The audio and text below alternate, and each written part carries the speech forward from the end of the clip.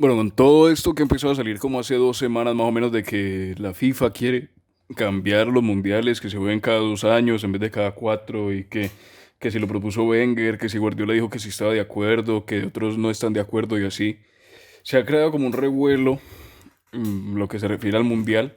y precisamente si nos enfocamos en el mundial yo creo que podemos sacar dos, no mentira, dos no, pero yo creo que obviamente más allá de decir quién es el favorito, quién es el candidato, cuál es la selección más favorita, que si Francia podrá repetir, si será eliminada en primera ronda como las anteriores, si Alemania volverá y tendrá el quinto mundial y todo esto por el estilo. Yo creo que siempre en cualquier mundial, por lo menos desde hace muchos años, por ahí desde el inicio de los 2000, está la duda más frecuente que antes, por eso digo que desde siempre ha estado, pero más frecuente desde los 2000 de las selecciones de América contra las selecciones europeas. Porque pues al final también están las africanas, está Oceanía y todo esto, y está Asia también. Pero siempre el dominio está entre América, y pues América del Sur sobre todo, y Europa. Sí, siempre está como esa discusión de cuál de los dos continentes podrá ganar o cuál selección de alguno de los dos continentes podrá ganar y ser campeón. Y si uno se pone a ver uno a uno obviamente por Europa tiene a España, tiene a Italia, tiene a Alemania, tiene a Francia, que son como digamos las favoritas, incluso a Portugal, que no ha sido generalmente favorito en los últimos mundiales, sí, 2010, 2000, bueno, mentira.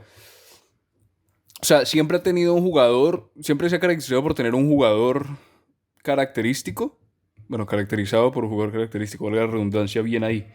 pero siempre ha caracterizado por tener un jugador en específico, por ejemplo, antes Eusebio, muchísimos años atrás, después Figo, después Deco, que más o menos compartieron, después Cristiano,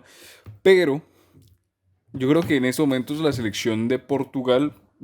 está tomando otra vez, o no está tomando, pero está teniendo como esa importancia porque tiene jugadores de buen nivel en muchas posiciones. ¿Sí? El propio Cristiano, Joao, Rui Patricio, Pepe, que todavía puede llegar, Rubén Díaz, el propio André Gómez cuando está bien, el propio William Carvalho y Joao Cancelo y demás, y tiene como una selección mucho más estructurada que antes. Entonces, Portugal yo creo que se le puede sumar a esas otras selecciones, además de que por ejemplo, si uno ve los casos como el de España, ¿sí? España pues que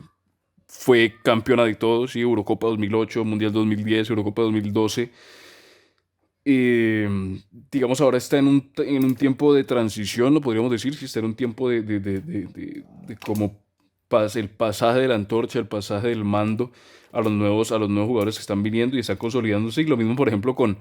Inglaterra, que Inglaterra también es otra que por la cantidad de nombres que tiene, está también en la liga. Entonces, por ejemplo, si nosotros vemos a Europa, tenemos una selección como Inglaterra, tenemos una selección como Italia, tenemos una selección como Alemania, tenemos una selección como España, como Italia, que creo que ya la nombré, y como Portugal y Francia, que uno las mira y uno dice, no, son unos equipazos. Y la verdad es que lo son. Si uno mira jugador por jugador, son unos equipazos y son casi imposibles de decir, no, esto le pueden ganar. Pero cuando nosotros nos venimos a Sudamérica, obviamente el número de selecciones baja, porque pues por un lado hay muchos más países en Europa que en Latinoamérica. Y segundo, en Latinoamérica siempre ha sido Argentina y Brasil. Y Argentina pues con la historia que tiene y Brasil ni se diga. Uruguay y después ha venido lo que es Colombia, lo que es Perú, lo que es el propio eh, Ecuador o Paraguay, que antes también en su momento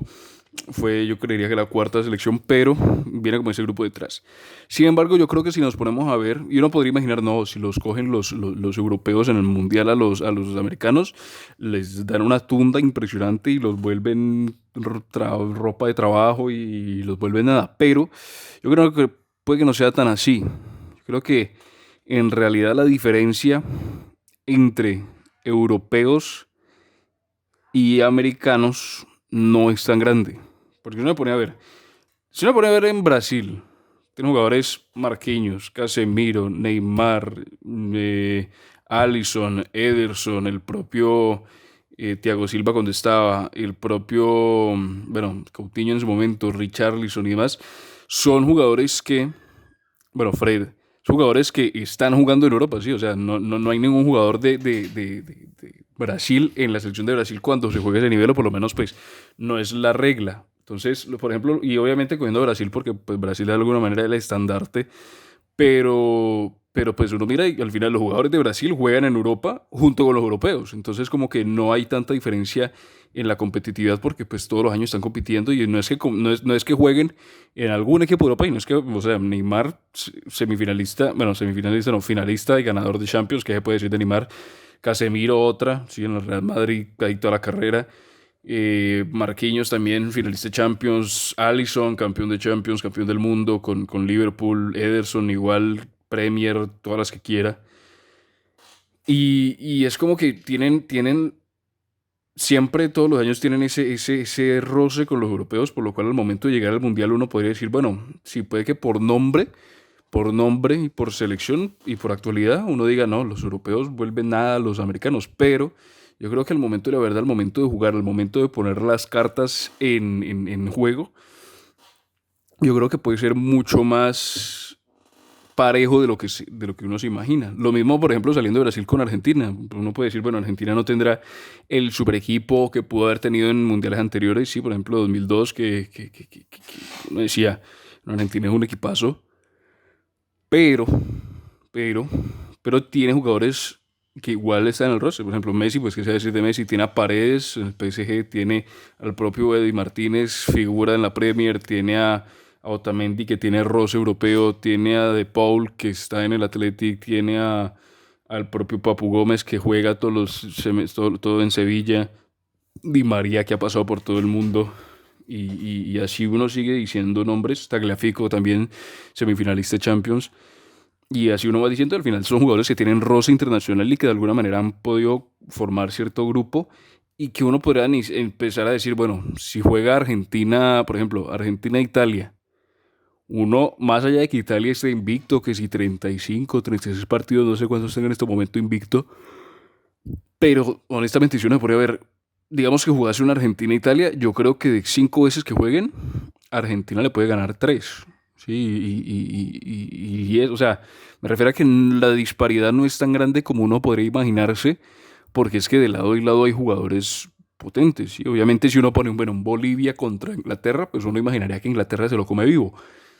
Y eso es según las condiciones que haya, porque pues al final, obviamente, esto es fútbol y todo puede pasar, y al final, pues también depende del terreno de juego y demás. Pero pues imagínate que Inglaterra vaya a jugar a la altura de en Bolivia, ¿sí? Sí, pues yo creo que sería mucho más parejo, pero pues al final en regla general uno estaría diciendo, no, Inglaterra con el equipo que tiene le tiene que pasar por encima a Bolivia, pero no le debe pasar por encima a Argentina, no le debe pasar por encima a Brasil, e incluso si uno se pone a analizar, en el 2018, Mundial 2018, Uruguay elimina a Portugal. A Francia le cuesta relativamente a la campeona del mundo, ¿sí? A la supercampeona de Francia le cuesta el partido con Argentina, que de alguna manera pues termina 4-3 sobre la hora, que no le empataran.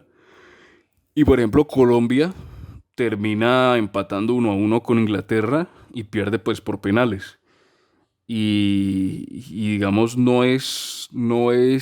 y obviamente pues si nos vamos antes, Colombia le gana en Francia a Francia, ¿sí? En el Stade de France, le gana jugando bien, digamos, sin mayor complejidad. Entonces yo creo que por un lado está la percepción que uno puede llegar a tener, ¿sí? Que uno pues al final ve el fútbol europeo todos los días y después uno lo compara con el fútbol en América y uno pues al final hace comparaciones de no, es que los tipos allá juegan mucho y aquí no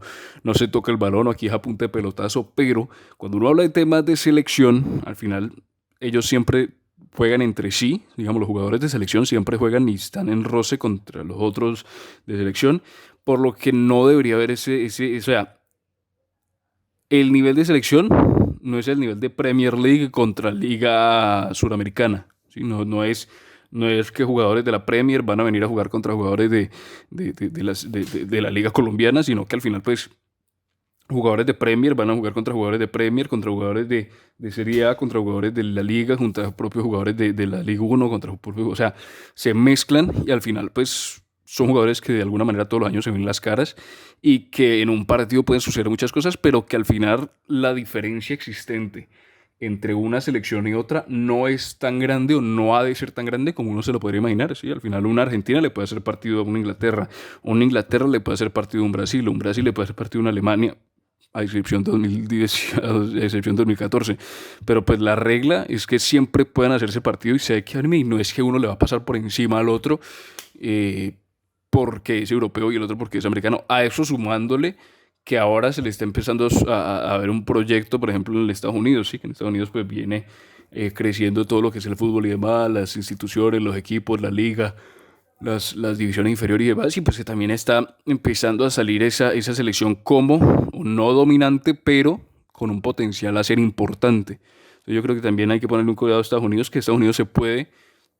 obviamente, sin, porque pues cuando uno habla de selecciones de América, uno siempre piensa en las suramericanas, aunque pues Estados Unidos también haga parte, aunque yo creo que si Estados Unidos llegase a competir tendría una sensación distinta porque no hace parte de como de esta zona, ¿no? Al final pues es algo particular. Al final es una selección americana, pero obviamente que está en crecimiento, pero también es un factor que se puede llegar a tener en cuenta al momento de pues, decir qué hay para competir, contra quién se puede competir, ¿no? Entonces, yo creo que al fin y al cabo la diferencia entre selecciones europeas entre europeas y americanas no es tan grande como uno podría llegar a pensar en primera instancia porque pues al final son jugadores que todos los años juegan entre sí, tienen ese roce competitivo cada día, entonces no creo que sea tan complicado, por lo menos tan loco pensar que hay una paridad en ese sentido.